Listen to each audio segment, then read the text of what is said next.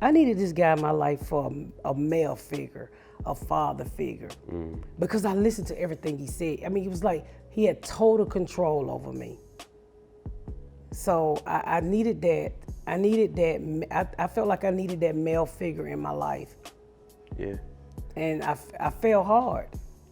How does a 14-year-old meet a 21-year-old? At the skating ring. Okay.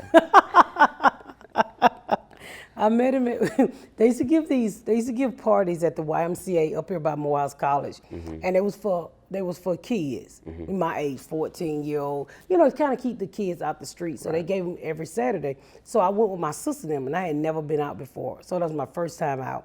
And I'm sorry, I was 12 when I met him. Okay. So I was 12, and I think he was 21. Okay. So when I was going to a party with my sister then, and I think my sister was 14. So I went to this little teen party at the YMCA that they gave to keep the kids out the street, and he was there. And who he approached you, or Well, how did that his go friends, down? his friends knew my sister them. Got you. And my cousin. I was with my cousin and my sister, and they started to. I guess they was dating the guys, and he pulled up in his car. He had a car. Okay. And he gave me a ride home. Okay. And never left. Okay. So, at what point did you realize, or did you ever think about, okay, he technically shouldn't be talking to me or being around me this No, way? you don't think like that. I think with me, it was like I'm this young black girl in the ghetto, and he gave me something that I wasn't getting, which was love. He said the magic words, "I love you," and that was something that I wasn't used to hearing. And he spent time with me, and it grew into, I mean, like most pedophiles or most older men who take advantage of young girls, it became I trust him, and it went from there. Yeah. Is that kind of like, do you think about, like, with your dad not being in the picture, is that like the dad complex? I kind of think, thing? you know what, at first I didn't think of it like that. But then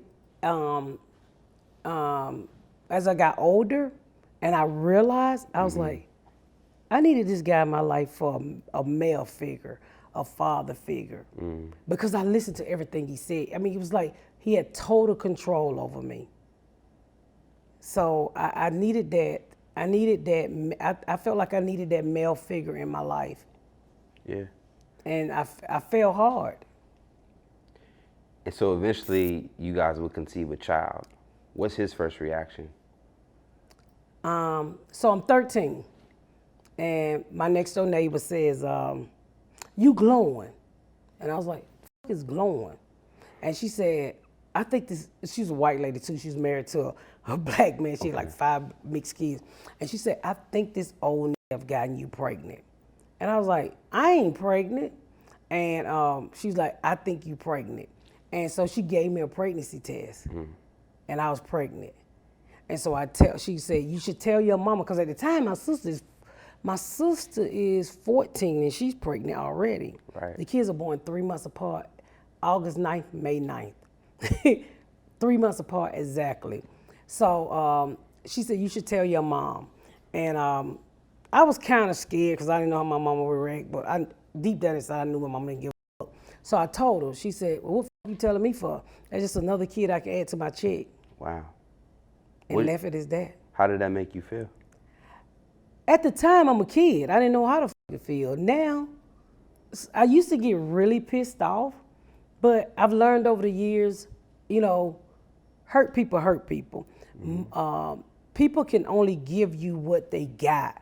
And my mama went through a lot. Bad relationships, never been loved. My mama passed away when she was 39 years old. Wow. The most depressed person I ever seen in my life. Never laughed. She was very funny. She could have been a comedian, but all she ever did was cry. I think that's why I don't like to cry to this day. So I realized with my mama, she had been hurt so much that she really didn't know how to love her kids.